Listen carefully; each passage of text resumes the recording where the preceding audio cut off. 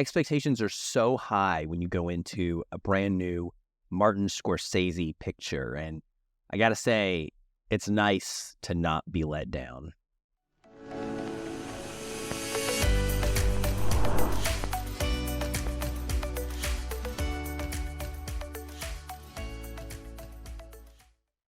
Welcome everyone to FF Plus and the Feel and Film podcast, your outlet for reviews that are simple, short, and spoiler-free. I'm your host, Aaron White, and this is one of the most anticipated films of the entire year. A movie that premiered back at the Cannes Film Festival from one of our great working directors, and a man who probably doesn't have a lot of movies left in him. Honestly, he actually has been reflecting recently, and so everything we get to see from him is just a blessing at this point going forward. There's also been a lot of chatter about this film online, about its length, and I'm going to try to answer some of the questions you might have about that when I get into the review. Thank you for being here. I'm excited to get into it. So here we go.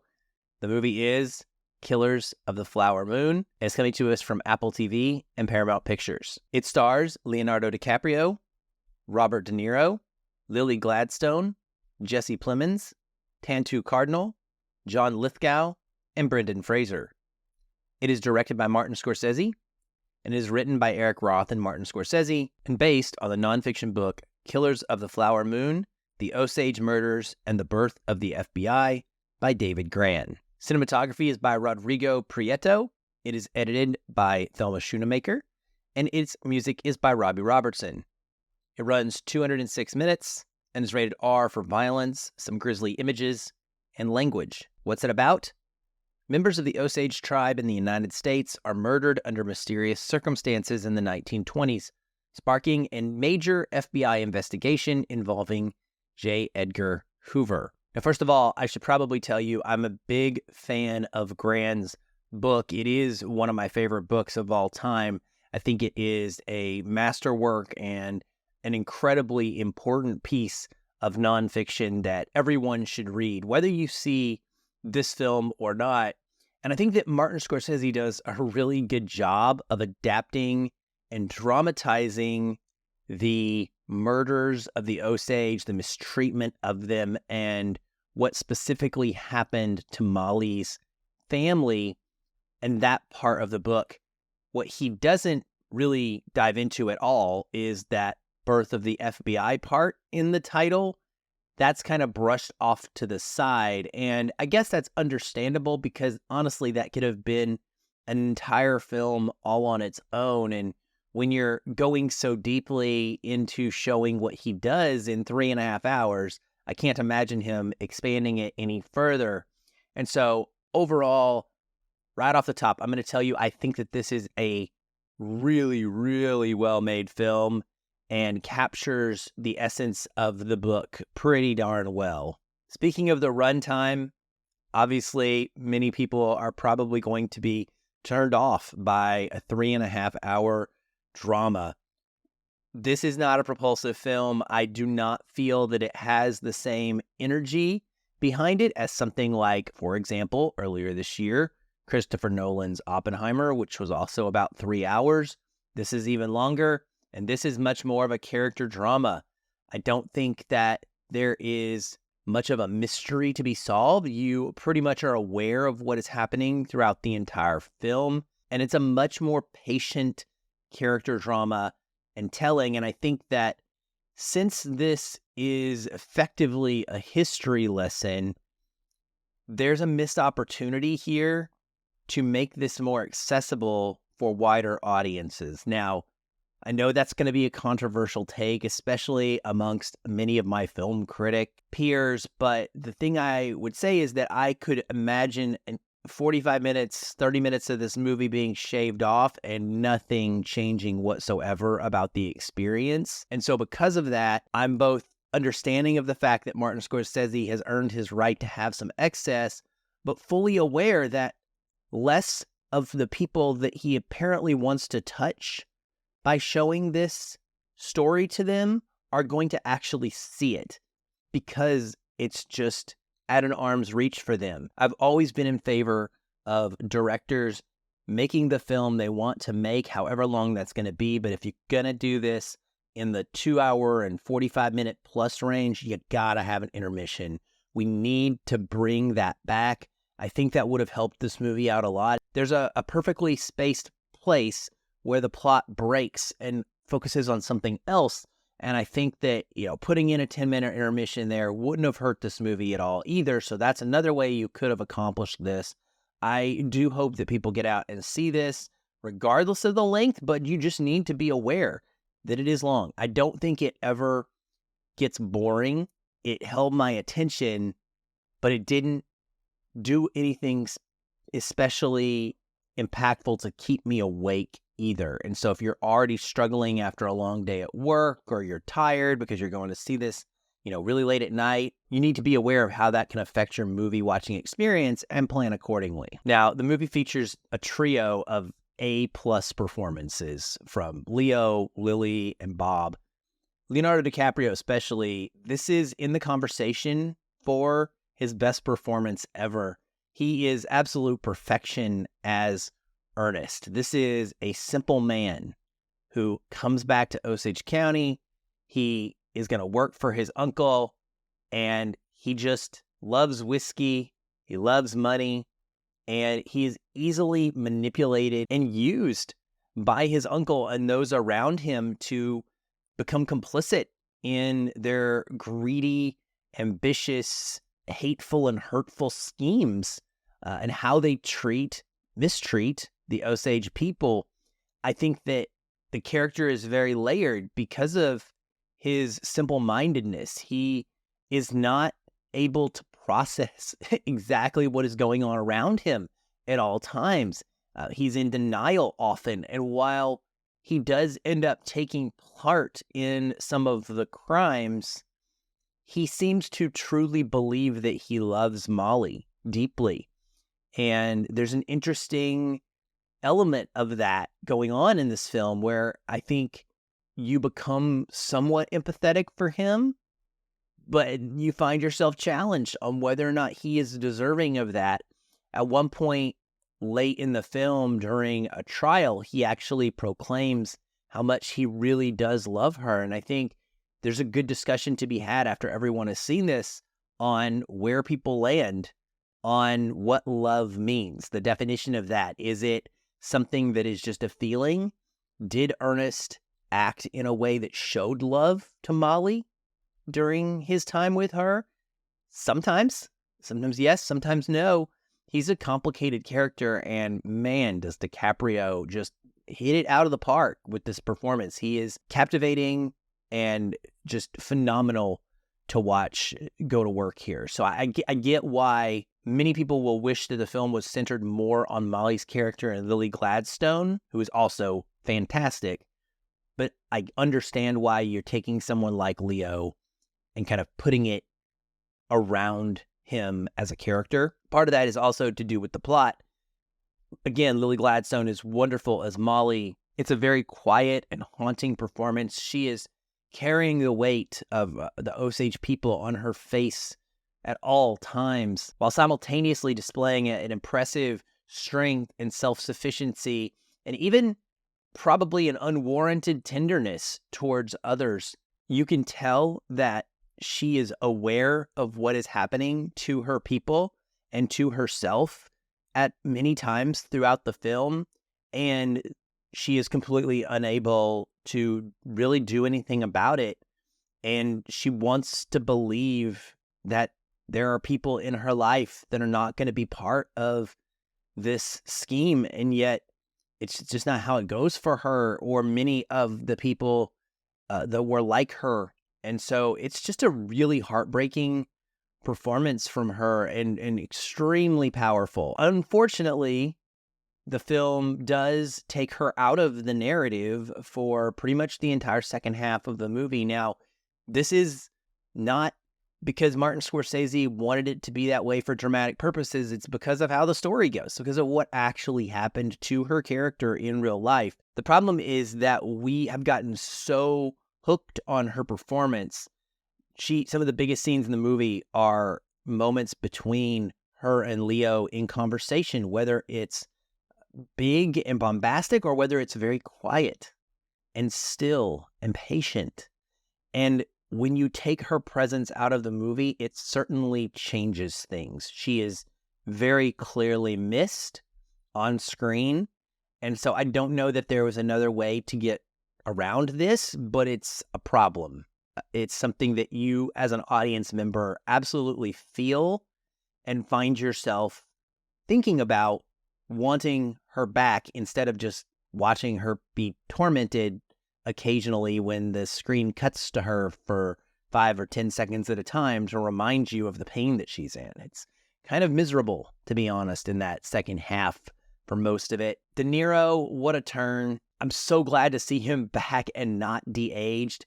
This is a reminder of why he is an all-time great actor. King, as he prefers to be called, is a truly horrible person. And he is portrayed so menacingly, connivingly, and just truly believes in his own white superiority to these people and his own right to something that is very much legally and rightfully theirs. He is a villain that is representative of all the exploitation and the taking advantage of and stealing from Native American peoples that the whites have done throughout history. He's easy to hate.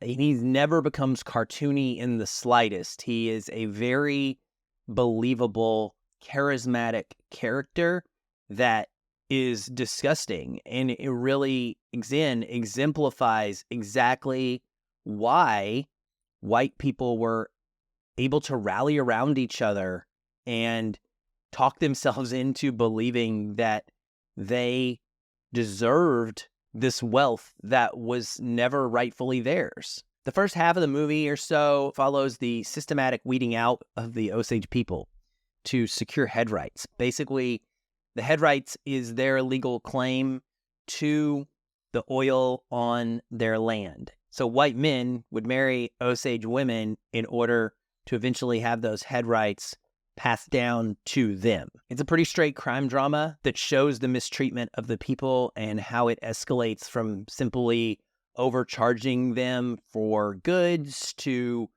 controlling how they were able to even spend their own money to eventually murders via shooting, poison, bombings, etc., in order to get them out of the way so that the whites could have their money. There are occasionally jarringly violent deaths. These are given no real emotional reaction, and that is definitely the point of them. It shows just how brutal and unflinchingly uncaring the act was for the white people that were carrying out these murders, those who organized and committed them. Also very clearly depicted is the white community's horrid turning of their collective heads once the bodies start piling up.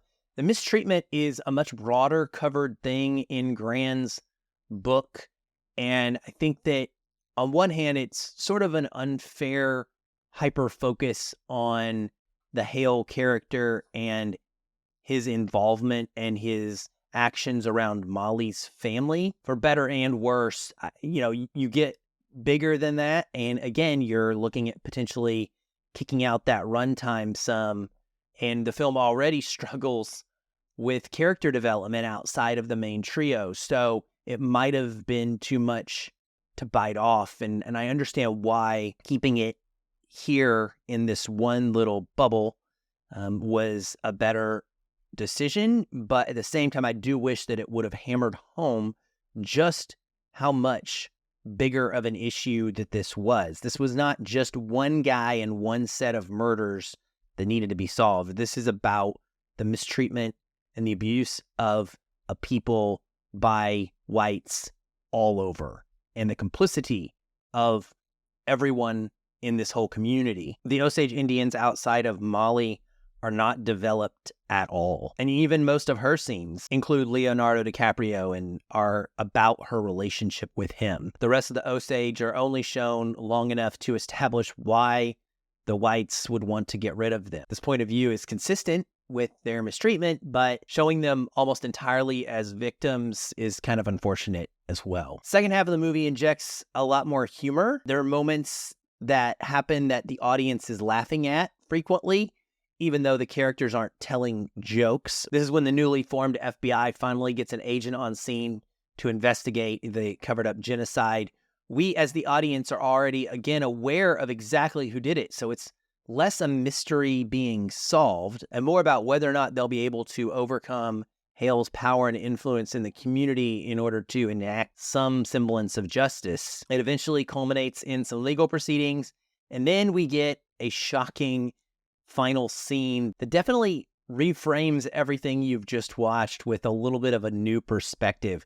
It's one of the few artistic style choices in the entire film, and I found it to be pretty effective because it really hammers home on this idea of the audience reflecting on the history of what happened, but also reckoning with how these stories are passed down through generations and remembered, and there's a meta element to it that is quite interesting, and I'm excited to have people discover this moment and talk about it and find out what everyone takes away from it once people see the movie. Lastly, I'll just say that this is very technically strong.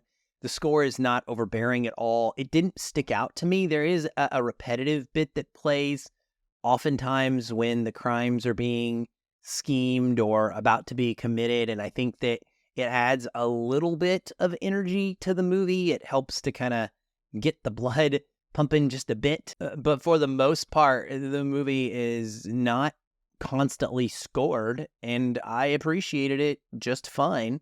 The photography from Prieto is absolutely mesmerizing, just gorgeous, natural, and simplistic landscapes, close-ups on faces in the best way. Really like how this shot was shot. There are one or two incredibly artsy shots, one that takes place specifically in a fiery blaze that I just absolutely loved. And I honestly wish there were a few more of that kind of photographic moments throughout the picture. Costumes are period and culturally specific, and they all look fantastic. The editing, I'll note this because Thelma Schoonmaker is such a beloved figure in the film industry and an all-time great.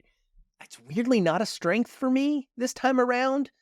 Marty and she choose to do something here throughout, specifically the first part of the film, the first half, where the film will just cut to a moment in the past or a moment in the future. And it's not always clear when that is, what is happening. Sometimes it'll be the murder of a person, and then we'll cut back, and it's not really tied into any specific conversation that's happening at the moment. And then we'll get an explanation for what happened like an hour later. I just didn't really love the jumping around that the movie did. I thought it would have made more sense to just stay pretty much as a straightforward narrative and explain things as it went. It's not a confusing story, and they kind of made it a little extra confusing, I think unnecessarily. Maybe that's because it's supposed to be sort of a mystery about who done it, and you really don't feel like that while you're watching it because you're pretty aware of exactly who done it. And so they were trying to make it a little bit more heightened, but for me, it just didn't think that it was anything spectacular. It didn't work, and I would have preferred had we not done a bunch of these quick cuts to these moments that were not part of a scene that we were actually invested in watching in that time. All things considered, I think this is one of the director's best works, is my bottom line. It takes a familiar kind of family crime story that he is so good at, full of complex characters, but this one actually has a very specific importance historically, a reason for being told outside of just entertainment value. I look forward to seeing it again eventually when I'm definitely ready for it and fully energized, maybe not after a long day of work, so preferably starting earlier in the day. And I am excited to hear what everyone else thinks about the film once you get a chance to check it out. Killers of the Flower Moon will be in theaters on October the 20th, and just recently, Apple TV Plus actually took back the release date for when this would be streaming, and so it's indefinite at the moment. We're not exactly sure when it's going to show up on Apple TV Plus, but it will show up there at some point, hopefully in the near future. Still, it's worth seeing in a theater. I think if you're trying to watch this at home, 3.5 hours, yeah, you can put in your own intermission, but it's also so much easier to get distracted. I say this all the time. It's easier to pick up your phone, miss great acting scenes, and really just not become as invested in the characters as you do when you're part of this swept up experience of this kind of epic tale over this long period. You're just stuck with your butt in that seat.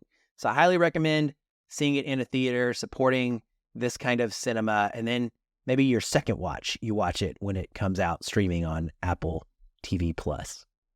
I know this has been longer than normal, but this is a big movie, and I really wanted to get my thoughts out as thoroughly as possible. Thank you for listening or watching wherever you do that. Please like, subscribe, share us, review us.